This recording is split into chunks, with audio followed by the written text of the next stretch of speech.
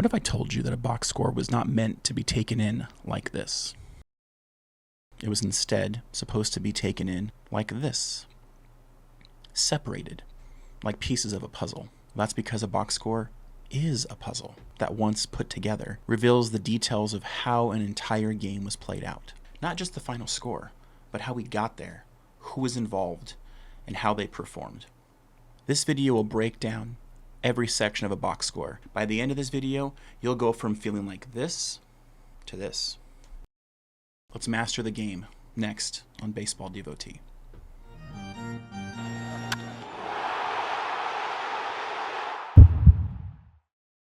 Like any good mystery or puzzle, you must start at the end. When you build a puzzle, you look at the box and you see what the actual puzzle is going to look like. If you're solving a crime, you go to the crime scene and you start with your result. Well, our crime scene is the top, also known as the line score. This bit of information, while crucial, only gets us part of the way to fully understanding what occurred during the game. When solving any good mystery, you need to answer several questions. Who, what, when, where, why, and how. The line score is going to give us some of that information. To start, you find your who. We have the Marlins beating the Pirates by a score of 5-4. We also have our who's with the winning and losing pitchers. We have our when, not the date of the game, but when runs were scored, which we can find through the line score's inning count. We see that the Pirates scored 2 runs in the 5th and 6th, Marlins tied the game in the 8th, and then won on a walk-off in the 9th. To get the rest of the information, we're going to dig a little bit deeper into the box score. I'm going to task us with a challenge. How did the Marlins win this game? By the end of this video, you'll be able to fully understand not just that the Marlins won in a walk-off, but who was involved and how the run was scored. So to get that information, let's go into our second piece of the puzzle, the offense. In our offensive section, we see that it is split in half. We have the visiting side on the left, the home team on the right. You have your lineup on the left showing where everybody hit 1 through 9 and what position they played. If there were any adjustments during the game, such as a player being replaced, it is shown here. This breaks down each stat and how each player performed during the game. Now, for our purposes today, I'm really only going to be going over what each abbreviation means, if it's a good stat or a bad stat, and maybe give a little breakdown on how some of the more complicated stats work. But if you're looking for a full-on breakdown and deep dive analysis on how each stat is calculated, how it works, how it functions, I will be making a separate video for that. But for today, we're really only going to be naming each one and understanding whether it's a positive or a negative stat, going for both offense and for pitching. So we start with AB, at-bats. How many times they came and actually had an at-bat at the plate. R for runs. Did the player touch the plate? Hits. Did they put a ball in play and reach base safely? RBI, which stands for run batted in. Do your best to not say RBIs, plural. The pluralization is actually after the R. It's runs batted in. BB stands for base on ball or walk. K, which can confuse some people, means strikeout. This is a negative stat on the offensive side. This means did the player strike out? On the pitching side, it's the opposite. Average means batting average, hits versus at-bats. The higher number of this, the better. And this stat right here, which to me is one of the most important stats that you can use to really define how productive a player was at the plate. It's a fairly new stat. Box scores didn't always have this, but now that they're starting to show them, OPS stands for on base plus slugging. It combines 2 stats together. A high OPS means that you are doing a great job productively. You're hitting extra base hits, you're getting on base. That's how this one is calculated. So anything over 800 of an OPS means you were having a great game. The stats are mirrored on both sides. As we can see here, we have this batter had 0 hits, resulting in a 0 batting average. This player down here had 1 hit and 2 at-bats, resulting in a 500 batting average. So as you go through the line, you'll be able to tell this player, Reynolds, came to the plate 4 times, had 1 hit, drove into, but did not score themselves. So that to me means that this was not a home run. Because if it was a home run, this would be also marked up with at least one. So we have 1 hit, no runs, 2 RBIs, and a walk, resulting in a batting average of .250. If I wanted to find out what exactly occurred here, I don't have all the information to find out how these runs were driven in. Were they driven in off this 1 hit, or was the walk involved? Which you can have a run driven in if it's a bases loaded walk. So this information needs to be put off to the side for a second because I need to go a little bit farther down. Coming to the other side, if I wanted to find out when this move occurred, we have a pinch hitter, PH, staying in the game and playing right field. We have 2 second basemen, but no PH.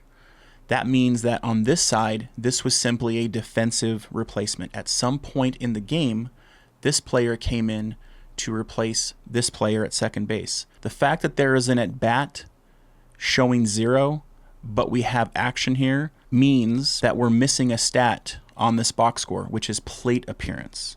A plate appearance means any time a player actually came up and stood in the batter's box. Basically, if the bat is taken out of their hands, that's considered a plate appearance only. That explains why we have a 0 here, even though we have something here. On the other side, we have a pinch hit, which means that this player came in as a replacement at the plate for a right fielder. When did that occur? That's what this little letter here signifies.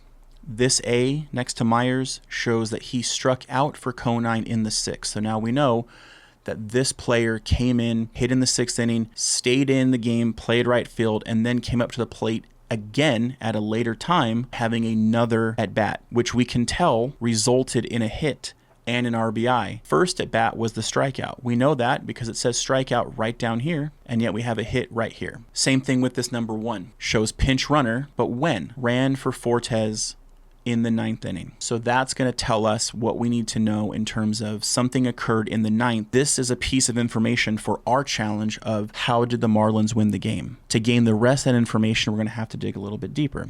And finally, we have our stats, our totals for the entire game for each team. And you'll see that they match the line score. We have 4 runs and 4 RBIs matching, which shows the Pirates scored 4 runs. On 4 hits, that matches the line score. They walked 7 times, and as a team, they struck out 11. Same thing over here. 5 runs on 7 hits, matching our line score. They also had 7 walks and 11 strikeouts. Now, if you wanted to find out how these strikeouts occurred, as we can tell from here, Mervis struck out 3 times. But we can also go a little bit deeper and find out who he struck out against. In order to do that, we got to go to our next level. Offensive totals. So our offensive category answered a few more of our questions, but it still didn't give us all the information that we need. We know that players got hits. We know that they drove in RBIs, but we don't know the when or the how. That's where we're going to get some more information in our next puzzle piece. For example, we know that Pham had 1 hit, but we don't know what type of hit it was. That's what this information will provide. Pham's hit was a double. That's what 2B means. 2B is a double, 3B is a triple. HR would be a home run. We know it was his first of the season. This might confuse you, and you might think that this means it occurred in the 1st inning. But since this is an opening day box score, all the information is from that 1 game. So this was his first of the season. And we know the pitcher that it occurred off of. So if we drop down to our pitching, we can see that Tinoco was the winning pitcher. And considering we had 4, 5, 6, 7, 8, 9 innings here, this means he came in the 9th inning. So we now have our when. Pham hit a double in the top of the 9th inning. That's how you can break that information down. Next, we have a home run. This occurred in the 6th inning off of Basher, which we can confirm here as the 2nd pitcher of the game for the Marlins. It was with 1 on and 1 out. So we now know how Gonzalez achieved his 2 RBIs, which we can then confirm down here in our RBI section with a 2 and a 2. This is how many he had in the game. This is how many he had or has so far for the season. Same with Brian Reynolds. What was his hit? Because we don't see a home run, we don't see a double, we don't see a triple. That means it must be a single. Well, that is confirmed with this next category, TB, total bases. We know that Gonzalez hit a home run, giving him 4 total bases. Any base that you touch during an at-bat counts as a total base. So if you hit a single and then steal 2 bases, you have 1 total base. So the home run gives us 4. We then see Hayes with nothing next to his name. That means 1. Pham hit a double. We can know that here, and 2 bases. So he did not have an additional hit, which we know from our previous puzzle piece, he had a 1-hit afternoon. 2-out RBIs are a little more significant. They count the same in the books, but they just show a little bit more of a person's ability to be clutch. And Reynolds hit his 2-run single with 2 outs in the inning. Runners left in scoring position shows how many people were on second and or third when the inning ended. Those runners were left in a position where they could have been easier to bring around to score. That's what RISP means, runners in scoring position. So as a team, they had 9 opportunities at the plate with runners in scoring position, and they only came through 1 time, which is not great. And how many players were left on base? It doesn't matter if they were in scoring position or if they were on first base. Did they end the inning with men on base? The answer is yes, and they left 9. If you match the other side and we look at how the Marlins did, we see we have a double off of Skeens, who started the game, which means that that double must have came pretty early in the game. We also have a triple. Now, this is a very important piece of information because this ties in to our overall mystery of how did the Marlins win this game. We know that Fortes was pinch ran for in the 9th inning. Well, now we know what he did in that 9th inning. He hit a triple off of Bednar, the final pitcher of the game. So that also signifies why we had a pinch runner as the catcher. Probably not the fastest guy on the team. They brought in a much speedier runner to be that potential winning run on third base. We have our total bases here, and this will come into play for our mystery as well, because total bases are also, if you only have 1, are usually signified in chronological order. We have our RBIs here, and as you can see, we have Stowers showing up here as a total base and an RBI. That might come into play later, but we now have a new stat. This new stat stands for grounded into double play. If you hit a ball to the infield and it results in 2 outs, third to second, short to second, second to first, any combination of those, and results in 2 outs, you did what is known as grounding into a double play. If you come across here to this fielding side, you'll see there's just DP. That double play that Lopez hit into, this double play happened right here. As you can see, Hayes is the third baseman, Gonzalez is the second baseman, third to second, back to first for a double play. The second double play is the right fielder and the first baseman. So that, to me, means that we had a fly ball to right field with a runner on first who got too far off of the bag. The catch was made. Ball was thrown back to first. Double play. But because it was not a ground ball, it does not count in this GIPD category. We have our stolen bases here, which means that the Pirates were definitely running a lot that game, and it breaks down exactly what base was stolen and off of what pitcher and catcher combination. 1 stolen base for the Marlins, several for the Pirates. Fielding, that 1 error that we saw in the line score, this is where it occurred. The first baseman made an error at some point in the game. Does not specify when, but it just specifies that it occurred. Similar to errors but different, not categorized as an error, is PB, which stands for passed ball. And these are significant only to the catcher, who was Bart. And it looks like he had 2 passed balls this game.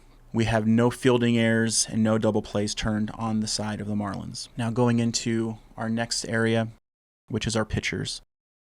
And this is going to give us a lot more information to solve that final piece of the puzzle we talked about. How did the Marlins win this game? Skeens was our starting pitcher. Alcantara was our starting pitcher for the Marlins. Our stats: IP, innings pitched, how long were they in the game? Think of pitching stats like golf. The lower the number, the better. Hits, how many hits did the pitcher give up? How many runs did they allow? ER stands for earned runs. Why is that significant? If a pitcher had a base runner that they allowed, whether it was from a home run, a single, double, a walk, and that person comes around to score, that's an earned run. But remember this error right here? If this error resulted in a base runner that came around to score, it would not be considered an earned run. So the pitcher may have given up 3 runs, but only 2 of them were earned, for example. That's the difference between these two. Similar, but different. Walk, BB, just like in the hitting stats, same thing. You want a lower number for this. Here's where it changes. K means strikeout, but on the pitching side, you want a higher number. So Skeens had 7 strikeouts for the game. Alcantara had 7 strikeouts for the game. Both pretty good outings considering they only pitched less than 5 and 6 innings respectively. Home run is how many home runs were given up. No home runs were hit on the Marlins side, so we have a 0 in this category. 1 was hit for the Pirates, so we have 1. And finally, we have ERA, or earned run average, which ties into this number right here. So this is based off of 9 innings pitched. You'll also notice a few other stats here too that are on the side. H means hold. So when this person came in, the Pirates had the lead. They did not give up any runs. Despite giving up 2 walks, they did not give up a run. So they held the lead. Same thing here. Baruki has a hold. Ferguson has a hold. So using these stat lines, 5.1 means the 6th inning with 1 out. There's 2 outs. There's 3. And now Ferguson comes in the 7th with Holderman in the 8th. That's how you can use the box score to track when pitchers enter and exit the game. Holderman, ironically, came in and did not get the hold. He gave up 2 runs, tying the game at 4. So not only did he not get a hold, but he got a blown save. When Holderman came in, the Pirates were up by 2. If he were to give up 1 run, he still held the lead. He'd still be eligible for a hold. But because he tied the game, it eliminated the ability for Paul Skeens, the starting pitcher, to get a win because the score was now tied. If he had managed to get out of that inning and then pitch the 9th and keep that lead, he would have got what's known as a save. Because he gave up that lead, he blew the chance of a save, and that's where the BS mark comes in. And our final stat line belongs to Bednar, who got the loss. But you'll notice here, even though he has all these stats, he has a 0.0 for innings pitched. That's very interesting. That's going to come into play heavily for solving our final mystery of how the Marlins won this game. As an accumulative team, they only pitched 8 full innings because they went into the 9th and did not record an out. Bednar came in, gave up 2 hits and a run and a walk, but could not record an out. So just like the offensive stats, we have our 11 strikeouts accrued as a team. They walked 7 and they gave up 5 runs on 7 hits. On the opposite side, we have no holds, we have no saves, we have no blown saves because the Marlins never held the lead. So those stats only accrue if your team has the lead at any point after the starter leaves the game. As a team, they pitched 9 full innings, giving up 4 runs on 4 hits, 11 strikeouts. We now have one final piece of the puzzle, the wrap-up. So this final piece gives us quite a bit of information, such as who the home plate umpire, first base, and so on, what the weather was like, what the wind was like. The fact that there's wind, to me, says that the roof was open for this game. First pitch was at 4:10. It was a 3-hour and 4-minute game. We have our attendance, we have our location, and we have our date. Up here is where we're going to find the last piece of our puzzle. We know that Bednar walked a batter, and this tells us who, and it was an intentional walk. IBB means intentional base on balls. Edwards did not even see a pitch. He walked up to the plate, catcher threw up 4 fingers, and he walked to first. We also see below it, we have hit by pitch, which shows who was hit and by what pitcher. So we had 3 hit by pitch during the game. These last 3 are all about pitchers. We have the pitcher's name, how many pitches they threw, and how many of them were strikes. So Skeens threw 94 pitches, 64 for strikes, 18, 9, and so on. And this shows ground ball versus fly out. So this breaks down how each pitcher gained their 3 types of outs. You either have ground ball, fly ball, or strikeout. So Skeens gave up 6 ground balls. We know he struck out 7, and he had 0 balls hit in the air for outs. So a pretty boring day for the outfielders when Skeen was on the mound. Santana, as we can see, had 0 ground balls or 0 fly outs because he only had 1 out, and it was via the strikeout. So you see now how all of these pieces of information tie together. You might have some of the information, but you have to take in all of the pieces together to really get that full picture. So now that we have all of our information provided to us by this box score, I think I'm ready to close this case and unveil how did the Marlins win this game. We know that Bednar collected 0 outs, and he started the 9th inning. We know that Fortes hit a triple off of Bednar in the 9th inning. And it had to be a leadoff triple because with no outs recorded, there's no way that there was a base runner on because Fortes would have won the game with his triple. We then know that Fortes was replaced with a pinch runner, and this would have kicked over to the top of the lineup. Bednar intentionally walked Edwards, and that's when the mystery comes fully into view because the next batter, Stowers, has a hit and an RBI. So these 2 bits of information signify that Kyle Stowers ended the game with a walk-off RBI single in the bottom of the 9th off of Bednar. And with that, the defense rests. And we were able to solve that puzzle strictly using information found in our box score. Now, if you want to take this to the next level and have all the stats that we just covered broken down and explained, or if you want to have a better experience watching games on TV, then one of these videos might be a great place to go.